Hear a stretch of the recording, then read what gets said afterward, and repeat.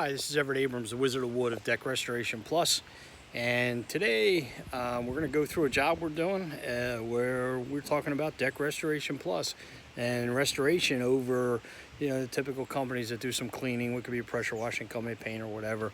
We actually do complete restoration, so we do repairs, we do the restoration, the staining, and so forth. We don't just clean with bleach, which cleaning isn't restoration. We actually use the products that actually restore the wood and so forth. So I just want to give you a little example of a typical project that we do at Deck Restoration Plus, and they're larger products. So guys are working, so we're going to see all that too. So I'm going to flip this around.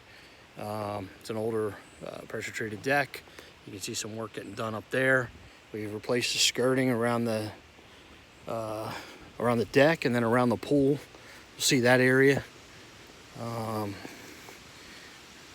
Looks really nice. So it looks really, really nice. You can see we're doing some work up there where that's getting done. And this is all going to get, after the repairs are done, we're going to do some cleaning. We have a product. You can see where there's a lot of growth here on the old pressure treated, where we take and we do the